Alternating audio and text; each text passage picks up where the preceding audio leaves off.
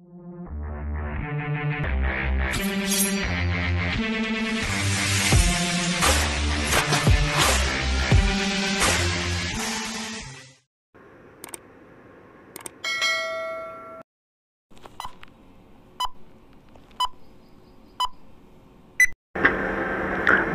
चुनाव आयोग लोकसभा की 1 सीट और विधानसभाओं की 56 सीटों पर उपचुनाव कराने को तैयार है।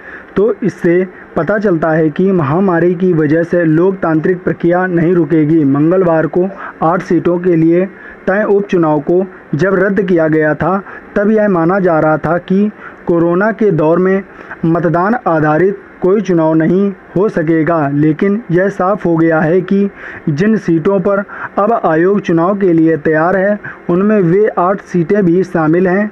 8 सीटों को लेकर जल्दी इसलिए भी है क्योंकि इनके लिए 7 सितंबर तक चुनाव हो जाने चाहिए। बाकी बची 49 सीटों के लिए सितंबर का पूरा समय है। सब कुछ ठीक रहा और स्थानीय प्रशासन ने कोई अड़ंगा नहीं लगाया तो आयोग चुनाव प्रक्रिया तेज कर देगा। वैसे भी बिहार विधानसभा चुनाव की तैयारियां चल ही रही हैं।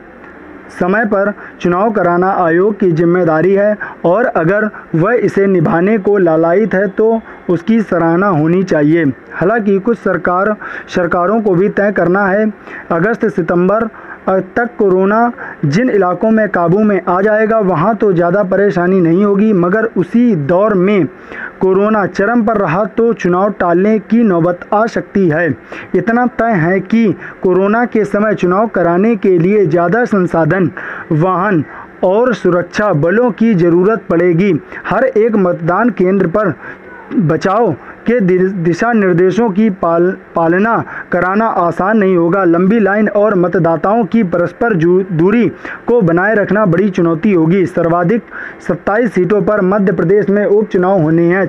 मणिपुर में 11, गुजरात में 8 तो पश्चिम बंगाल, उत्तर प्रदेश में 4 सीटें और झारखंड में भी 2 सीटें खाली है। हरियाणा, छत्तीसगढ़ इत्यादि में भी सीटें खाली हैं। संविधान के तहत इन सीटों को खाली नहीं रखा जा सकता। रिक्त विधानसभा क्षेत्रों के नागरिकों के अधिकारों की बहाली और किसी संवैधानिक संकट से बचने के लिए चुनाव जरूरी हैं। हो सकता है जो प्रतिनिधि ऐसे मुश्किलों के बीच से चुनाव जीत कर आए वे जनता के बेहतर सेवक साबित हों। हो सकता है जो सरकारें कोरोना के दौर से बने वे शायद ज़्यादा समर्पित और संवेदनशील हों।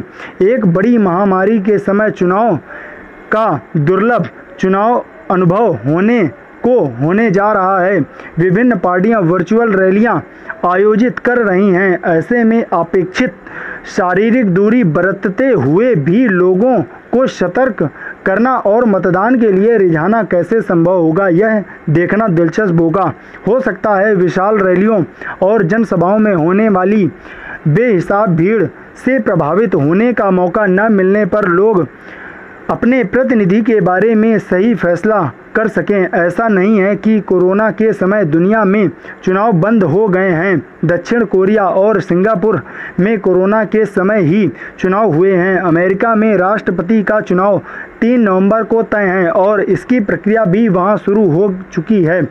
दुनिया में जिम्मेदार लोकतंत्रों ने यह संदेश दे दिया है कि कोरोना की वजह से चुनाव नहीं रुकने वाले। किसी बहाने से चुनाव से बचना ठीक नहीं। कोरोना के समय इसलिए सुरक्षित चुनाव कुछ महंगा पड़ सकता है, लेकिन लोकतांत्रिक प्रक्रिया बहाल रखने के लिए इसे इस लागत से गुजरना होगा। धन्यवाद।